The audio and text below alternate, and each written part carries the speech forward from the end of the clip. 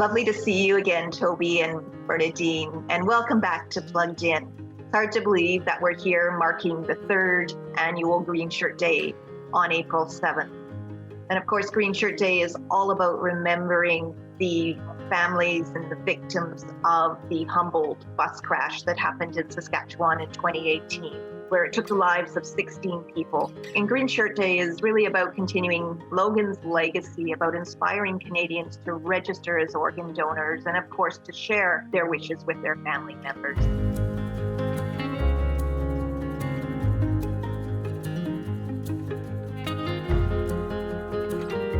Toby and Bernadine, 3 years ago, we had the pleasure of meeting you both at the Saskatoon Gala, and then again at the 2019 Kidney Gala here in Vancouver, where you were the keynote speakers. It is truly an honor to be here tonight to speak about our son. Could we start today by talking about Logan's legacy for organ donation registration and what has come to be known worldwide as the Logan Boulet effect?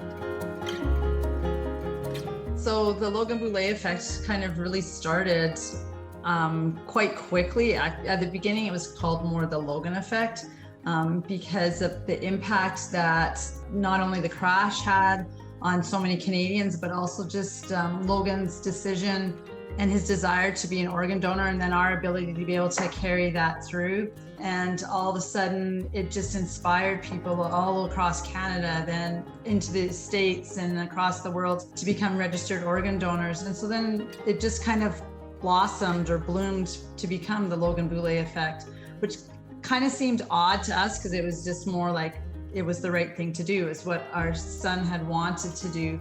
And to have something so far reaching was actually really incredible, and that it actually got labeled the Logan Boulet effect was sort of more than we could almost believe would happen from something that we thought was just the right thing to do at that time. Can we talk about why organ donation was so important to Logan?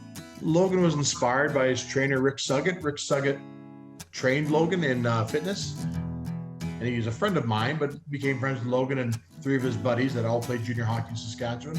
And Rick passed of a cerebral brain hemorrhage on June 27th, 2017. That really disrupted the boys, and it really affected Logan the most, but all four boys were really disrupted and distraught. And they continued training. And then just literally on our back deck where Logan and I would hang out all the time, we just hang out, have a hot tub and visit. He just announces that, I want to be an organ donor. Like, Rick, if he can save 6 lives, so can I. And I said, okay. Nobody will want your organs when you're 65. And he says, that doesn't matter. So it's going to happen. And basically, I'm going to sign up on my birthday. And that's what it was. He was inspired by Rick. So much has happened since the Humboldt Broncos bus crash, Logan's passing, and donating his organs to save 6 others' lives. His act inspired hundreds of thousands of people around the world to follow in his footsteps and to register to be organ donors. And that included those in the hockey world. You know, from the pros down to the Pee Wee leagues. I think it would be very difficult to find any player who's not aware of who Logan Boulet is and what his legacy stands for. What is it that you would both like everyone honoring Logan on Green Shirt Day to do to help make a difference? I think the biggest thing is that we really want people to have a conversation with their family. So Toby often talks about the kitchen table talk. So just making it something more normal, talking about organ donation and not so much about the fact that it means that someone is going to pass away or that someone will die.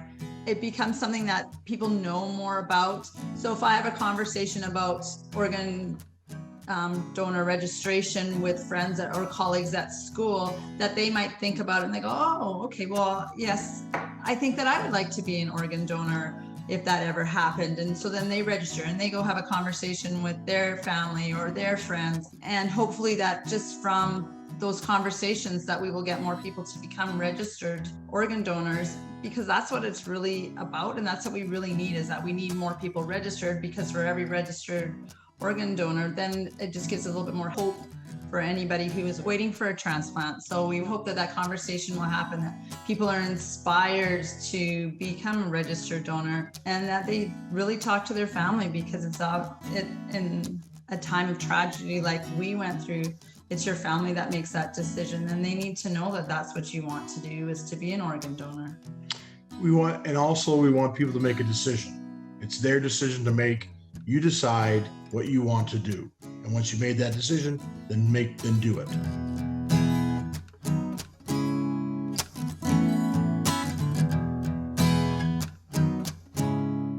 Green Shirt Day's campaign slogan this year is Together Strong,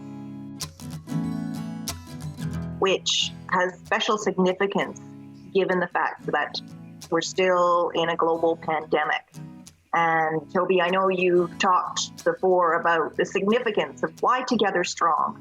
There is a special significance around those words connected both to Green Shirt Day and to the pandemic. Together Strong, it's about bringing people together to make a stronger community. And a stronger community makes a stronger province, region, and makes a stronger Canada. It's not just kidney, it's lung, it's heart, it's liver, it's everything. It's a COVID pandemic. We all need to come together to be strong. And if we can do that, then we make everyone else stronger. It's just like a team, right? If you're by yourself, you can't do it all. But if you come together like a team and you become a team first player and you work together, you can do amazing, amazing things.